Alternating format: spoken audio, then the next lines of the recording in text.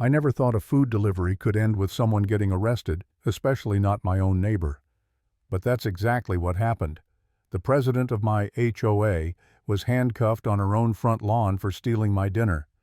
Yeah, welcome to Oakwood Estates, where the grass is perfect, the mailboxes match, and apparently your meal isn't safe from the community's self-proclaimed queen. When I first moved in 3 months ago, I thought this neighborhood was straight out of a brochure: clean sidewalks, trimmed lawns, polite smiles. I work from home as a software developer, so delivery food is basically my lifeline. After a week of brutal deadlines, I decided to treat myself to a steak dinner. I watched the tracking app as it got closer, my stomach growling with every update. The driver arrived, but 5 minutes passed, then 10. No knock, no doorbell. I refreshed the app and froze. The picture showed my food sitting at a teal-colored front door. Not mine. I called the driver immediately. "Hey, I think you dropped it at the wrong house." He sounded confused. The lady said she was expecting it. Even gave me your name when I asked.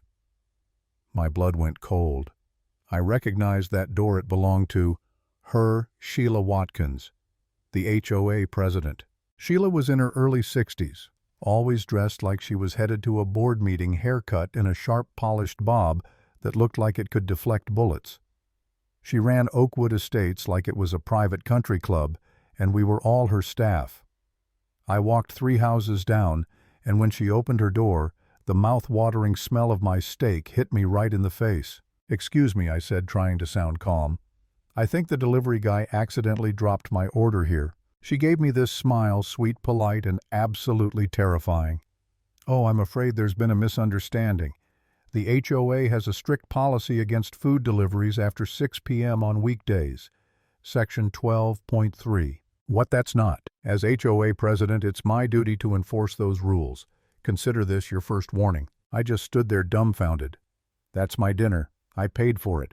Can I please have it back?" She didn't even blink. "I've already disposed of it properly.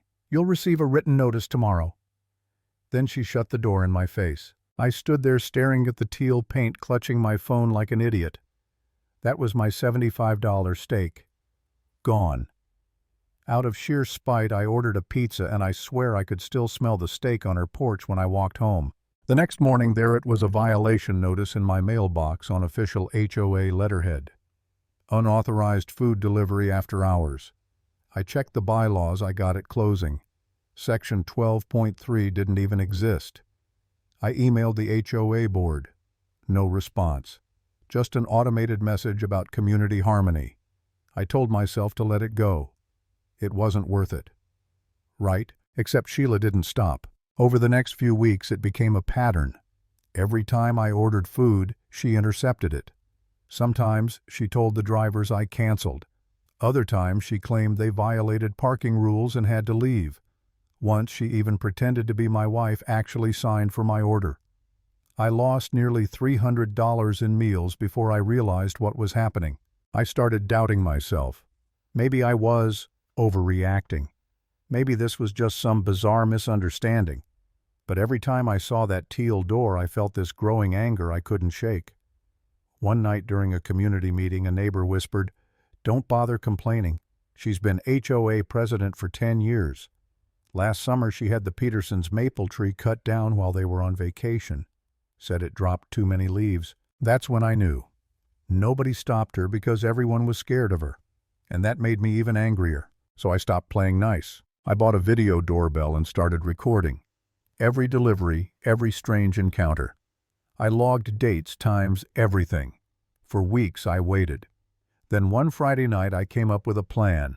I placed a massive order from the most expensive French restaurant in town, over $520 worth of food. Wagyu steak, truffle pasta, fine wine. I wasn't buying dinner. I was setting a trap. When the driver pulled into our cul-de-sac, I didn't even have to wait. Sheila came marching out like she was leading a military operation. I watched her on the doorbell cam, voice dripping with authority. "Community regulations require me to accept all deliveries on behalf of non-compliant residents." The driver looked uncertain but handed her the food. I took a slow, deep breath. "Not this time, Sheila. I picked up my phone and dialed the police non-emergency line. "Hi, I'd like to report a theft. My neighbor just took a food delivery worth over $500. I have video evidence." 20 minutes later, 2 patrol cars pulled up. No sirens, just flashing lights. I watched from my window as they approached her door. Sheila opened it with that same practiced smile. But when she saw the uniforms, her face changed. She started gesturing wildly, explaining how she was acting under HOA authority. One officer walked over to me. "Sir, your neighbor claims she was enforcing community rules. Do you have proof this delivery was yours?" I showed him the app, the receipt, and the doorbell footage clip after clip of her intercepting my deliveries. His face got more serious with each one. "And today's order, how much was it?" $523.47, I said, trying not to sound smug. He nodded. "That's grand larceny, sir. Theft over 500 is a felony." I watched as he turned back toward her. The conversation got heated. Sheila's hands were flying. Then suddenly, click. Handcuffs. Right there on her front porch. Her face went pale, then red, then pale again. I didn't even feel triumphant, just relieved. Later that evening, an officer came back to take my statement. He told me she was being charged with felony theft. "We found your entire order in her refrigerator." The wine was still on the counter, he said with a small grin. Apparently being HOA president doesn't make her law enforcement. Word spread fast. The next night, the HOA held an emergency meeting. I walked into a packed room, standing room only. Sheila's name was on the agenda in bold letters. One by one, neighbors stood up and shared their horror stories. The fines, the threats, the petty punishments. When it was my turn, I didn't say a word. I just played the compilation from my doorbell camera. Sheila taking deliveries at all hours, sometimes in a bathrobe, sometimes in gardening gloves, sometimes pretending to be on the phone like she was handling official business. The room was dead silent. Then applause. The board voted unanimously to remove her as president that night. Howard, the vice president, said they'd be launching a full audit of the HOA's finances. For the first time since I moved in, the neighborhood felt lighter. 2 days later, I heard a knock at my door. I opened it, and there she was. Except she didn't look like the Sheila I knew. Her perfect hair was limp, her makeup barely there, her hands trembling as she held a thick envelope. "My attorney says I need to make restitution," she said quietly. "This covers everything you lost, plus interest." I took it, nodded. "Thank you." She lingered, eyes glassy, almost desperate. "You don't understand," she whispered.